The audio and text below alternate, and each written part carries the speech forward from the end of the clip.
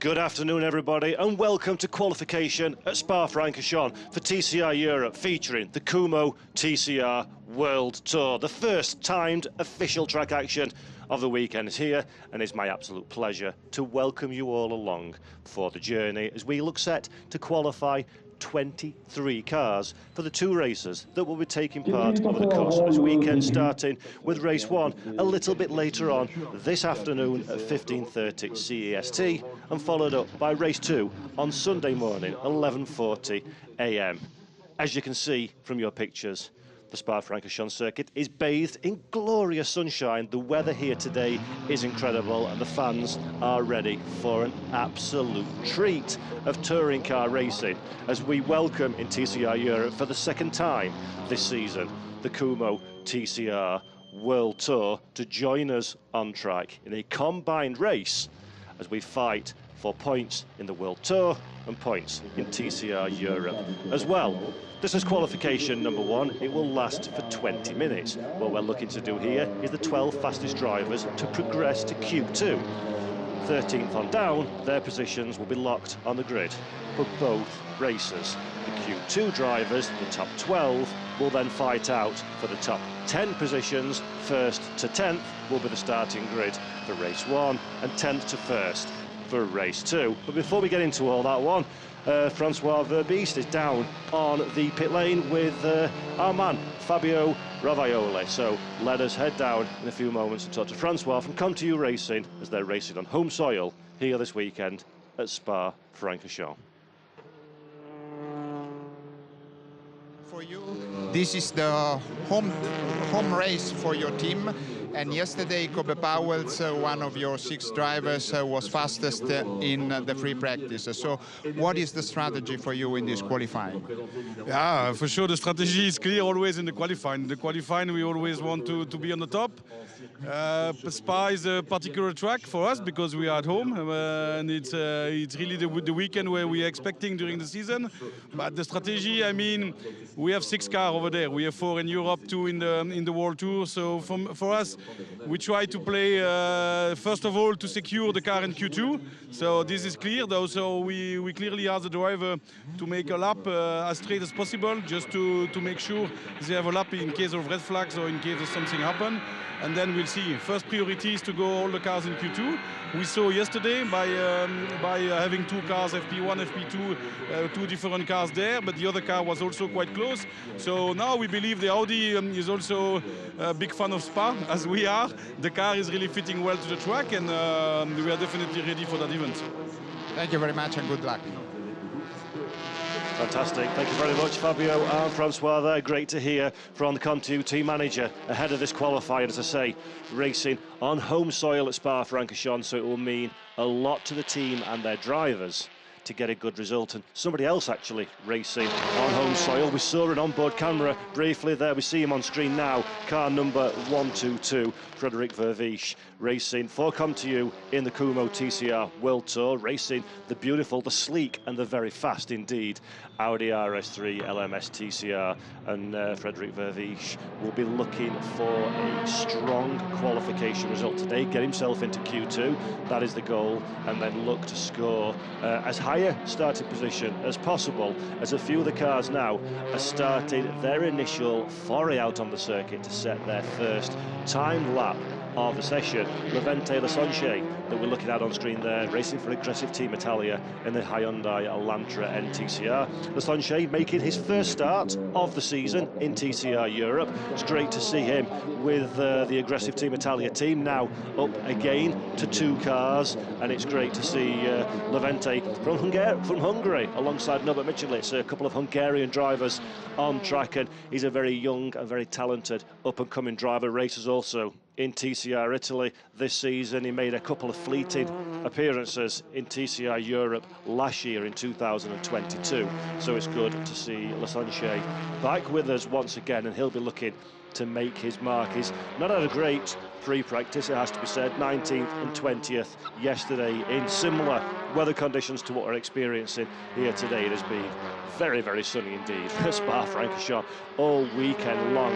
So the Sunshine will be looking for a good result as we're going through into the second sector now. These are the Kumho TCR World Tour drivers. Quick heads up for anybody that's new to the broadcast watching at home. The easiest way to differentiate between the World Tour drivers and the TCR Europe drivers, World Tour have a triple-digit number on their windscreen. So Mikel Azcona, that you can see at the front in the car number 126, 105 is Norbert Michelitz, his teammate in the target in the Hyundai Elantra. So triple-digit numbers are TCR World Tour drivers, and double-digit numbers are the TCR Europe competitors. Also, worth bearing in mind while we're waiting for the first laps to come in, all drivers that compete in the Kumho TCR World Tour events are eligible to score points for the Kumho TCR World Tour and the TCR World Ranking.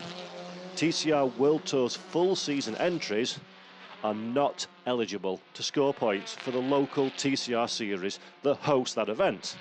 So what that means is our TCR Europe drivers are racing for the maximum points haul in TCR Europe and also score for the World Tour, but the World Tour drivers are in effect invisible to TCR Europe points paying positions.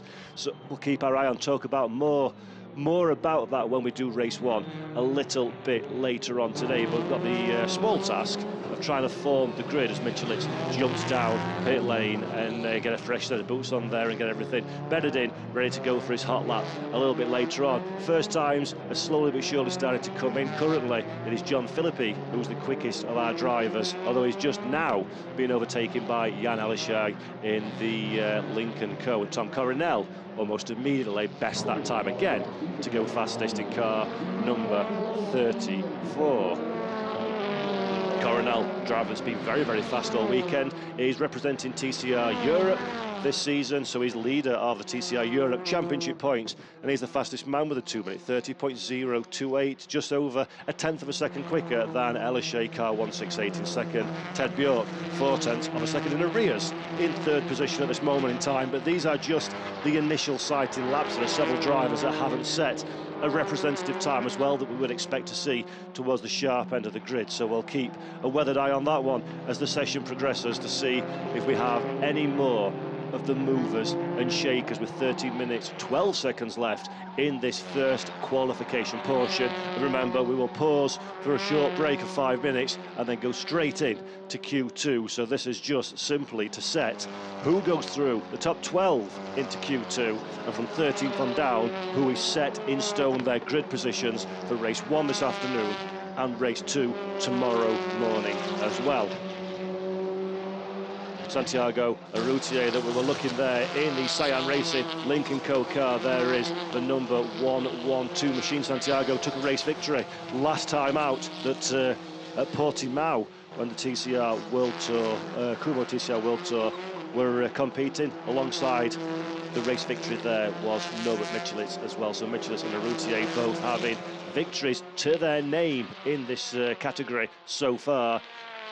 We'll be looking to consolidate that one. Yellow flags are waving at turn 18. I'm seeing on my timing screen as well. So let's have a look what that is all about. That is Isaac Smith, car number 23 in the Volcano machine, just running onto the gravel. Smith, first time racing here in Spa-Francorchamps. Same for teammate Lewis Brown as well. Volcano Motorsport featuring two rookie drivers this season in TCR Europe, and both of them are making a strong impression on the category. But here is Rob Huff, another driver, seemingly in a little bit of difficulty if the times in free practice 1 and 2 are anything to go by. Not quite as fast as he would have expected is Rob Huff. FP1, 7th position in the overall time, in FP2, 12th position. So he's in that sort of danger zone bubble area where it might be a little bit more challenging than he would like to get himself through into Q2, so we'll keep an eye on that one. He's currently doing a good job, 7th on the timing screens at this moment in time, 1.1 seconds away from fastest man Tom Coronel at the top of the field.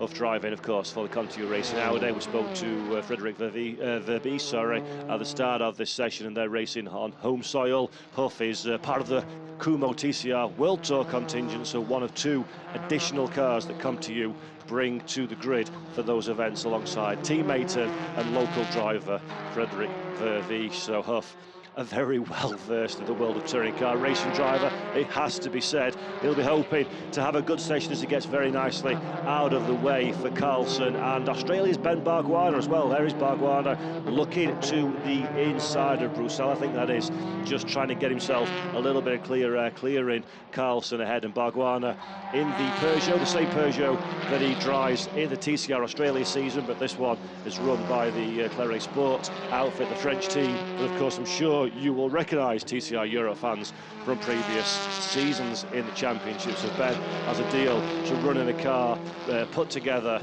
by them, and he's having an absolute whale of a time racing in Europe. Enjoyed Portimao a great deal, and then coming to Spa-Francorchamps, which is arguably one of the finest European tracks. Thoroughly enjoying himself, but still has a little bit more pace to find. This is Beppo Girolami that we're riding on board with now in one of 2 Hondas this weekend. So Honda now have brought a second car to the fold, which is absolutely outstanding to see that one. We have a debutant in the world of TCR Europe and the Kumho TCR World Tour. ALM Motorsport have brought a Danish driver, Philip Lindberg, alongside Nestor Girolami. So Lindberg, again, finding his feet in this category and just building himself up through qualification. He's been towards the foot of the times in practice so far, but of course it's all about track time, it's all about learning, making the marginal gains as you build up to qualifying and the racers themselves.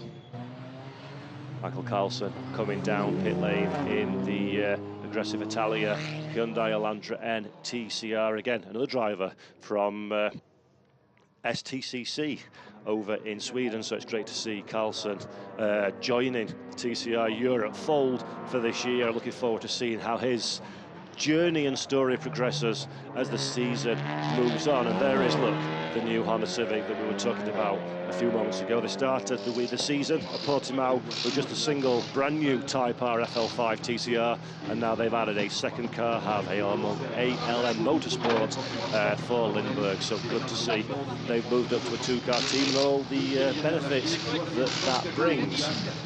So we've got a little bit of a lull on the racetrack at the moment. It's only Girolami, Verby, Brown out, and Lindberg out on circuits. Let's take stock quickly. We're looking at Lewis Brown getting very squiggly towards the end of the lap, coming out of the braking into the bus stop chicane. Can he get this car stopped on his marks?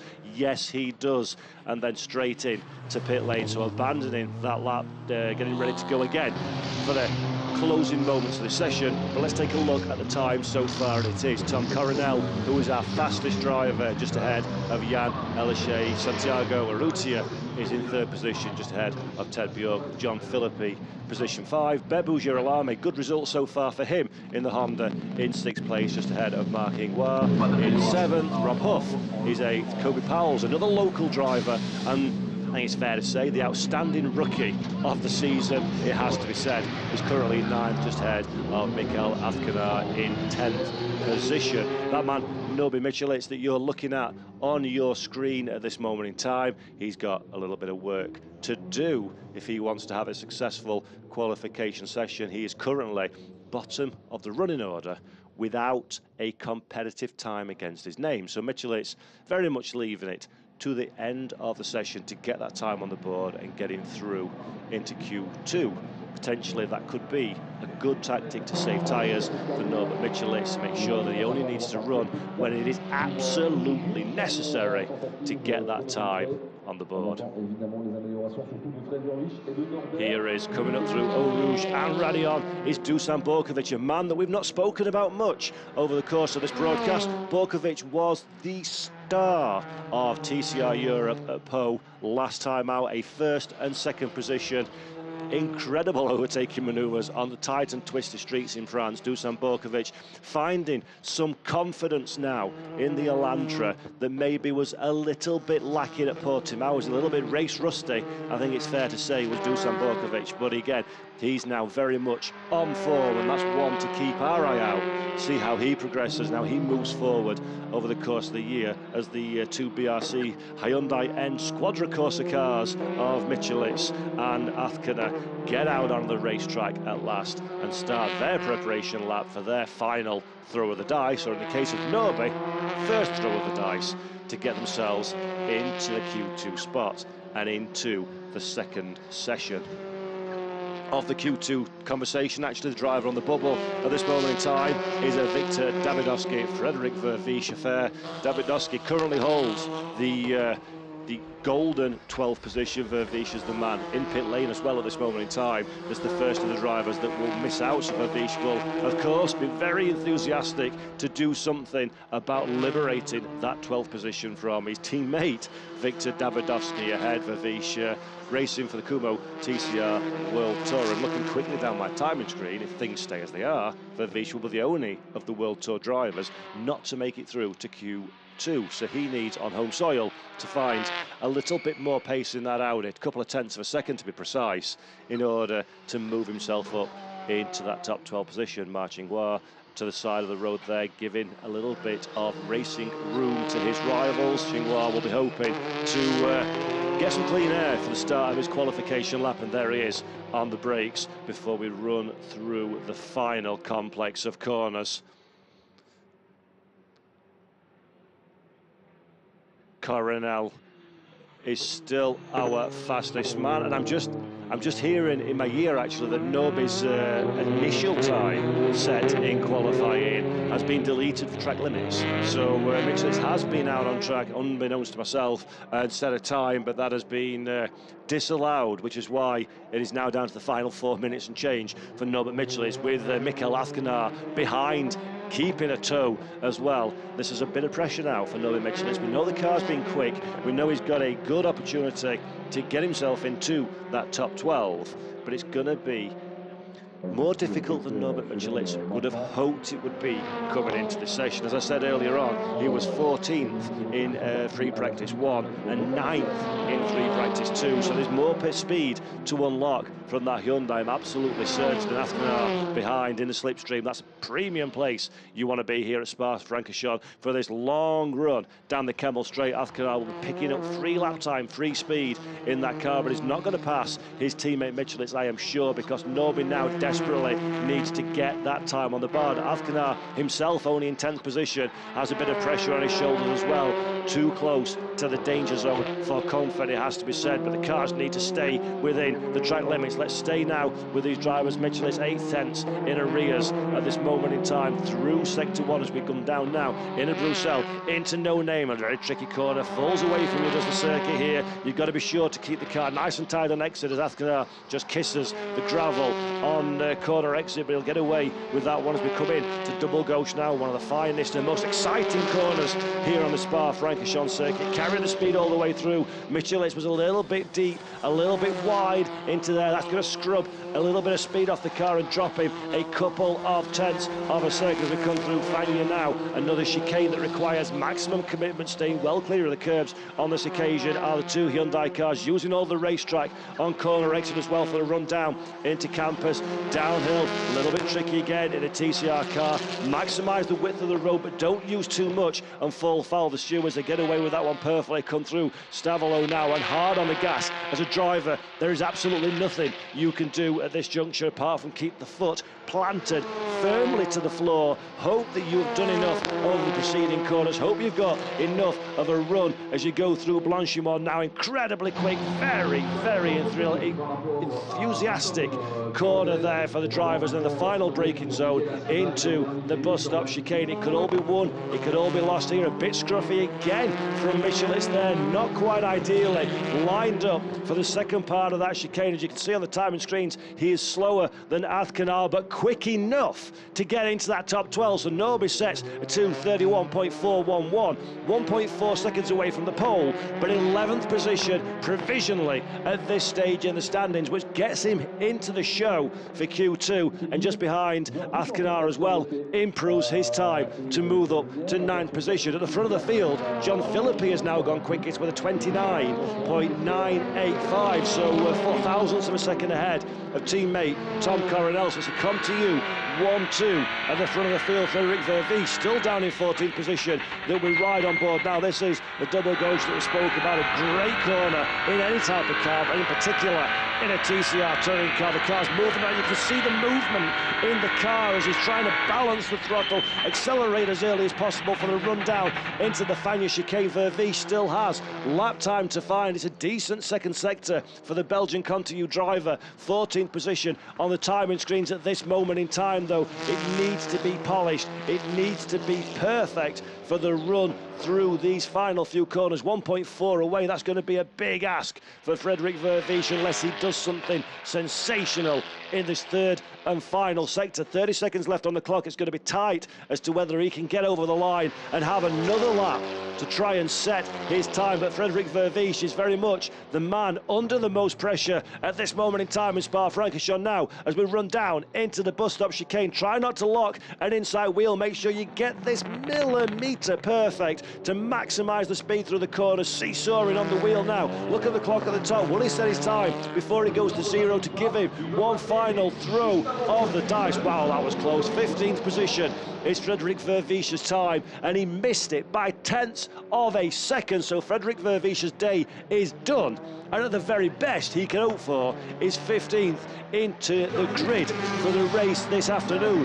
Felipe Fernandez now is the man on the bubble in 12th position. He's dropped Victor Davidovsky down into 13th place as well. So Fernandez is the last of the drivers that will be progressing if things stay as they are. There are a few drivers still on the racetrack. Isaac Smith, Lewis Brown, Victor Anderson, Michael Carlson, Levente Lozense are the drivers that could potentially move forward. Dusan Borkovic as well in 14th, and Victor Davidovsky in 13th position. So they're the drivers where the opportunity may present itself to do something about Felipe Fernandez in that 12th position. But if you're Frederick Vervies, you will be absolutely fuming that you've not managed to get that time and get into the second qualification session. Athkanar and Michelitz now as well in pit lane, so their day is done, currently in 9th and 11th on the provisional order for this first qualification, section number 1 of 2 here at Spa-Francorchamps for the TCR Europe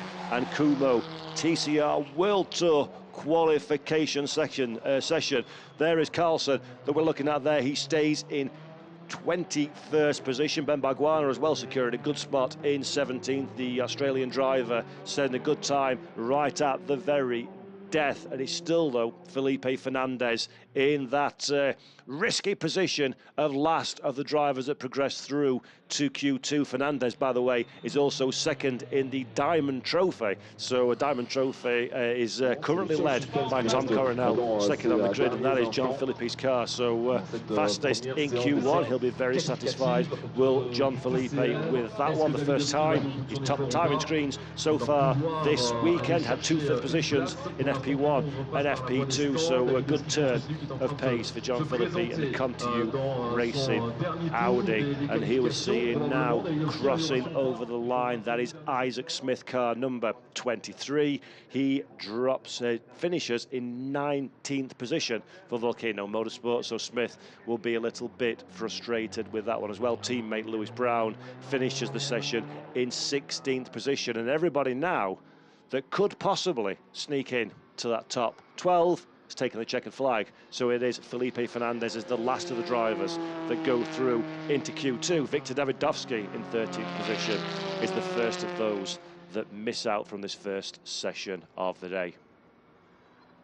So as the drivers are coming back down pit lane, let's have a look at the times from Q1. John Philippi from Tom Coronel at the front of the field. The Conti Audi 1, 2. Jan Elishay, Marcin Poir, Santiago Urrutia and Ted Bjork are 3rd, 4th, 5th and 6th for Cyan Racing Link & Co. Rob Huff is just ahead of Bebo Girolami in 7th and 8th. Kobe Powell's set the 9th quickest time ahead of Mikael Athkanar in 10th. Norbert Michelitz ended the day in 11th with Felipe Fernandez, the last of the drivers that progress.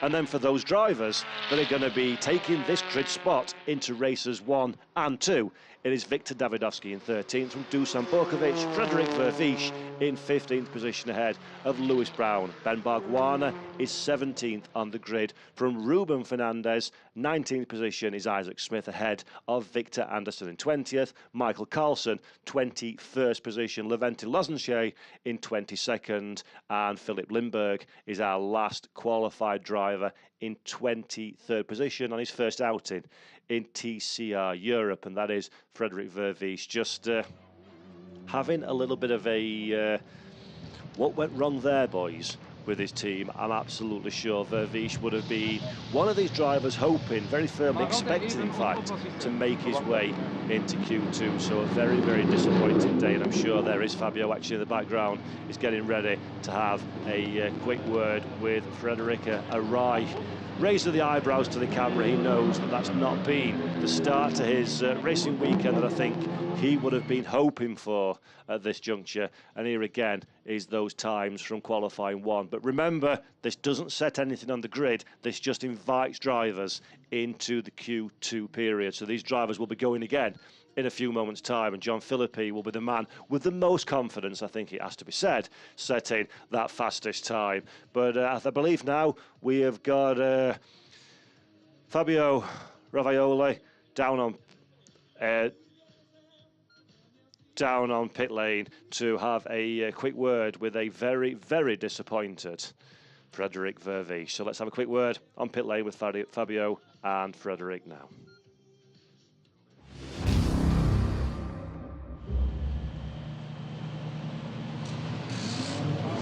Frederik Vervisch, you must be the most disappointed driver of the qualifying. You have high expectations for the team's home race. But what happened in qualifying? Just no pace, so no pace. So yeah, we need to try to understand why, and then hopefully it goes better for the race. But for sure, it's a very difficult position to start. So that's not where you want. But yeah, cannot change it anymore. So we need to look forward and see what was the problem. Yeah, at least this is not a track where it's difficult to overtake. So even if you start from 15th in both races, you have some expectations. Yeah, but of course, I mean the level is high. So first you need speed to overtake. So hopefully we can find this back. And yes, it's definitely a track where you can overtake. So let's see. I'm a bit very disappointed. So we need to see now and. Yeah, and try to work forward. So thank you very much and good luck for the races. Thank you. A very disappointed Frederik Vervisch there. I'm sure he'll be assessing what has gone wrong deep into the afternoon with his team before we race again a little bit later on at 15:30 CEST. Michael Carlson, that you can see there, just grabbing a drink as well after what was a solid qualification for Carlson, I think it has to be said. Not really expecting at this stage in his reintroduction to the world of touring cars and start to his life in TCR Europe. Not looking to be scoring top tens at this moment in time, but does have ambitions as the year unfolds to pick up the pace in that car. And we are go again now for Q2, and this is where, as I say, the top 12 drivers will be setting their times for the grid in race 1, and the top 10 of those will be reversed for race 2. So if you're in 11th position, you'll be 11th in both races. If you're in 10th position, you'll start 10th for race 1, and you'll be on pole position for race 2 tomorrow afternoon. So it's a tricky time for these touring car drivers to get out there, set a time, and understand exactly where they need to be going forward into the race. And Kobe Powell is the man that has taken the decision to be the first out of pit lane and set himself a lap time. So while Powell's is racing round though and getting ready to start his time, I believe Fabio down on pit lane has got another driver to have a quick word with, and it's Philip Lindberg from ALM Motorsport. So let's head down to pit road and have a quick word with Philip on his thoughts from qualification 1.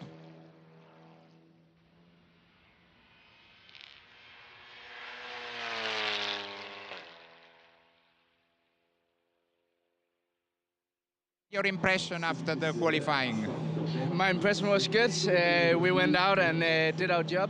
My work was just to improve from first practice and second. So I would say the improvement was good. We start cutting 2 seconds, 2 seconds, 2 seconds. For me, it's so big to be here at Spa. First time with the TCR car, and as well. So I'm happy. I'm smiling and happy for the job done. Thank you very much. Thank you.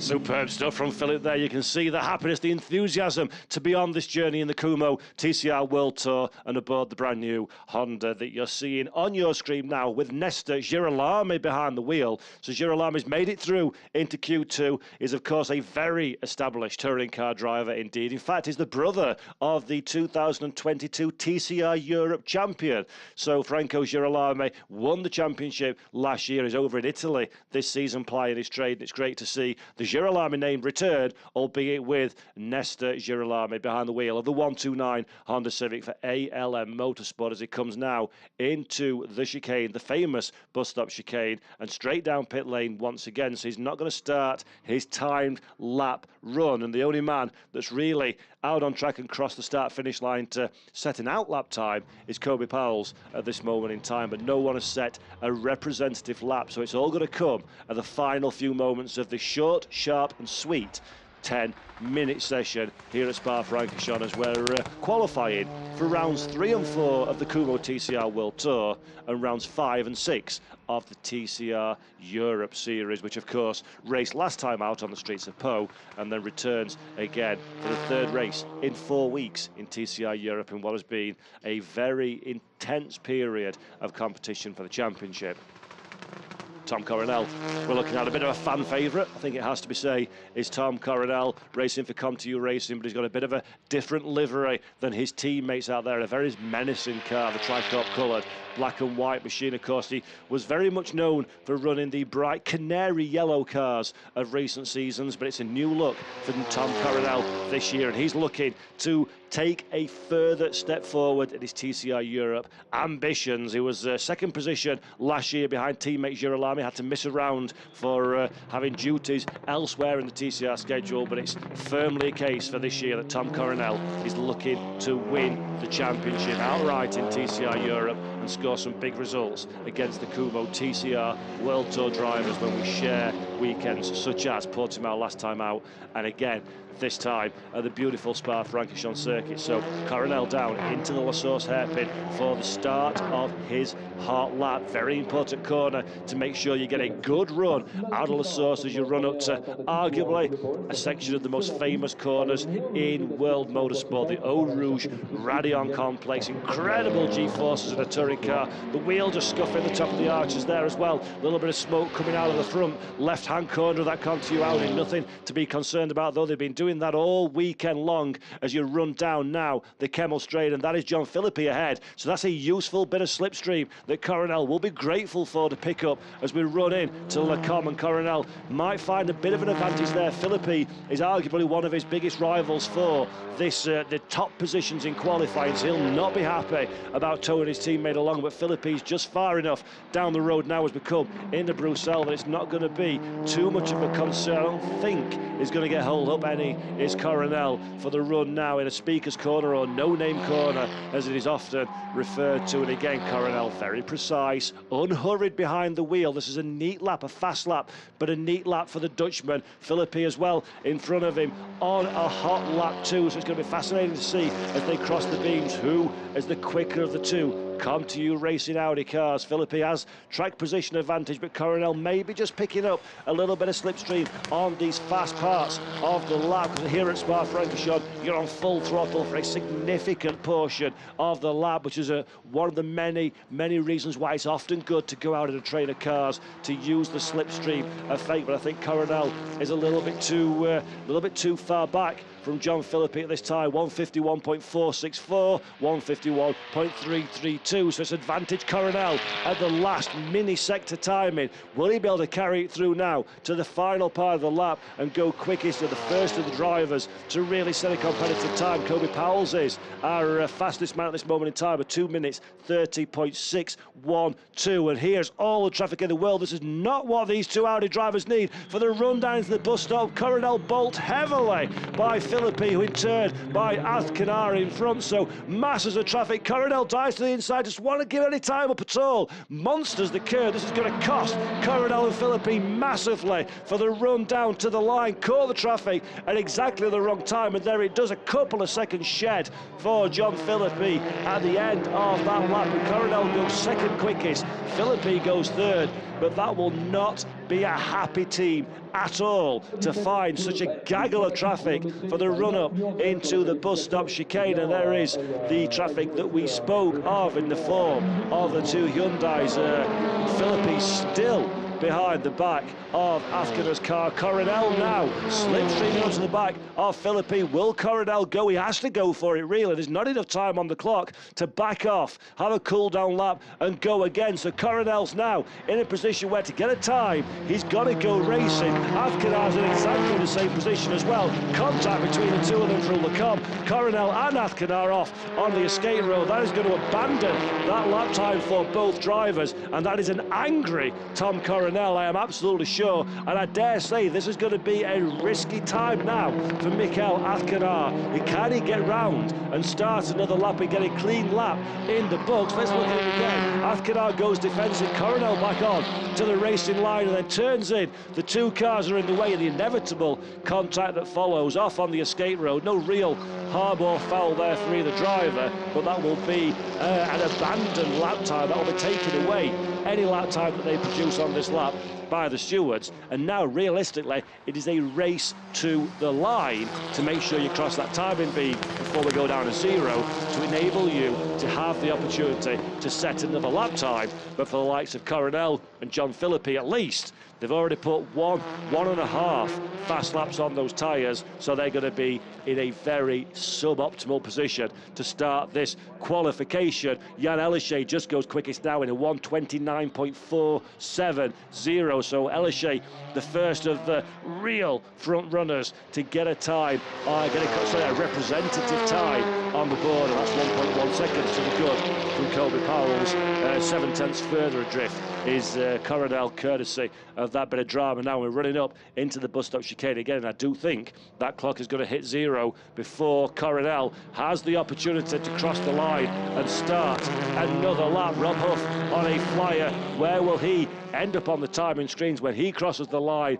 Does Rob Huff in a few moments' time. He moves up in a third position. Coronel drops down to fifth. Ted Bjork jumps up in a fourth place as well. Michelitz crosses the line in sixth position. He's run out of laps and time now to set another flying lap as the cars immediately dive down pit road at the end of their session. Jan Elyshe still out on the racetrack, I believe, according to the timing screen, trying to improve upon his 29.470. Cody Powell drops down in a third position as Bebu Girolami crosses the line to move up in a second place, half a tenth of a second. There is Nesta on the onboard camera coming through La Source and into pit lane to end his day and make way for the next car. Ma Qinghua is a driver that doesn't have a competitive time, nor does Santiago Arute as well. So they're 11th and 12th at this moment in time, and this is Jan Elyshe still on a push lap, still going quickly, but Ma Qinghua 0.2 of a second to the good in sector one. Elyshe 0.2 of a second as well up. Arrutia 1.5 tenths down. So this is big now. This is a big moment for the Link & Co cars to try and get themselves into that top 10. And the reverse grid, Ted Bjork's had time deleted for track limits, car 111. Routier had his time deleted for track limits as well, so it's a Routier still on track and can improve, but Ted Bjork is 12th position for both races. So can we see any last minute changes? That is Marchingua coming through the chicane now. He's going to get the run, shortest run to the line. Keep the car on the racetrack, Mar. There you do. Very nice indeed. And he moves up in a second position. So the front row of the grid for Marchingua behind teammate Jan Ellershay. Ted Bjork and Mikkel Azkanar are out of the top 10. So Azkanar in 11th, Bjork in 12th. That is where they will start for race 2 later on Sunday morning. So big shockers for Azkanar and Bjork, and John Philippi in the end finishes in 10th position for race 1. He will be on the pole for race 2 Sunday morning, but Jan Ellershay is our fastest, and there is Jan Ellershay, our fastest driver and provisional pole sitter at the front of the field as we look at Rob Huff monstering those curbs in the COM2 Racing Audis. He tries to extract as much time as possible out of that car, which eventually was good enough for a 6th place starting position in what has been a very short but a very dramatic Q2 here at Spa-Francorchamps for the TCR Europe and Kumho TCR World Tour joint event at arguably the finest European racetrack of them all, and this is confirmation of your time. So Jan Ellershay will start on pole position alongside teammate Marchingua.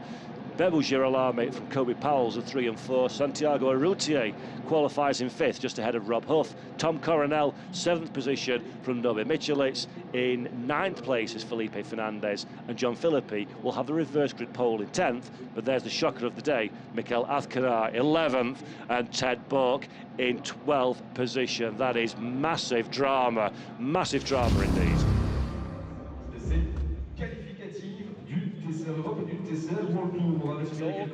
Fredrik Wallen, team manager of Lincoln Co. Cyan Racing, congratulations. It was a great qualifying for you, 1st and 2nd on the grid for race 1. Yeah, super happy with that. I mean, this is extremely demanding track, so it's really nice to see the drivers being able to deliver here, so super happy with the results. And did you expect Jan to be on pole and Marchingua 2nd on the grid? I mean, I expected that we would do a good qualifying here because the drivers are really good at this track. So who it would be, I wouldn't know. But I mean, we're up there, and that's the main thing. So super happy for the team. Thank you very much, and good luck for the races. So Rick says there, a great result for the team, but also it's a little bit of a topsy-turvy qualifying as Ted Bjork, one of their drivers and a former world champion himself, is 12th on the grid for both races. So it's going to be a difficult day for the likes of Bjork, and he's got Mikkel Azkanar, John Philippi in front of him, who are also very fast in their own right. So work to do for Lincoln Co. despite locking out the front row of the grid, and also work to do for the Hyundai team. Azkanar will be disappointed. He's won 3 times in TCR Europe colours at this circuit. So difficult day, but a great qualifying.